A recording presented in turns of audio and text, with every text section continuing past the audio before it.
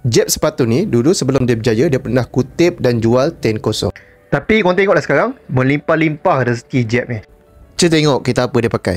Okey, jom kita korek rahsia macam mana Jeb capai semua benda tu walaupun dia punya pembelajaran setakat SPM. Sebut sedikit pasal Jeb ni orang Johor. Dia dibesarkan dalam family yang sederhana. Lepas dia habis SPM, Jeb tak ada rezeki nak sambung ke peringkat universiti. Dia cuba macam-macam kerja seperti menjadi machine cleaner di NST dan juga angkat luggage di airport. Tapi perjalanan Jeb ni tak mudah. Ada masa dia yang paling bawah dia pernah kutip dan jual 10-0 dan juga ambil upah letak flyers dalam paper surat khabar walaupun upah 1 sen je sekeping. Dan Jeb ni terfikir nak jadi penyanyi sebab terinspirasi dengan Mawi. Mawi ni orang kampung dia dekat Kulai tu. Banyak audition AF dia pergi tapi semuanya gagal. Lepas banyak kali gagal, diorang duk fikir-fikir kita tak ada rezeki kot untuk menyanyi ni.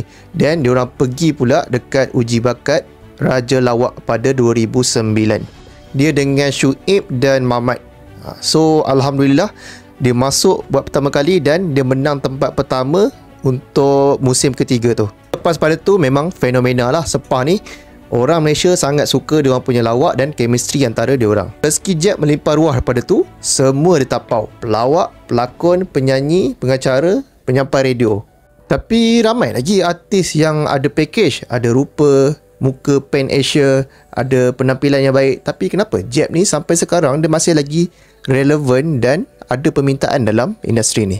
Saya duk godek-godek, Jeb ni adalah seorang yang family man. Okay, kalau dia cuti ke apa, memang dia akan habiskan masa dengan family dia, dengan Sarianti, ataupun nak tak nak memang dia akan balik ke Johor, jumpa mak dia, spend masa dengan mak dia di kampung. Mungkin kat sini berkat dia jaga mak dia dekat kampung dan dia gembirakan isteri dan anak-anak dia. Dan Jeb ni kalau kita tengok, dia tak ada kontroversi. Dia suka buat baik dengan orang. Ada satu tu, Rahim cerita, Jeb dia ada dengar dekat social media ada orang susah. Dan dalam diam-diam, senyap-senyap dia pergi ke tempat tu, dia tolong orang tu. Dan tak ada siapa yang tahu. Media pun tak tahu dan dia pun tak ada post dekat social media. So kat sini kita boleh tengok Jeb ni daripada nobody kepada somebody. Kita boleh tengok macam mana dia naik dan apa yang dia capai sekarang. Dan yang mana yang baik, yang positif kita boleh ambil dan jadikan sebagai contoh.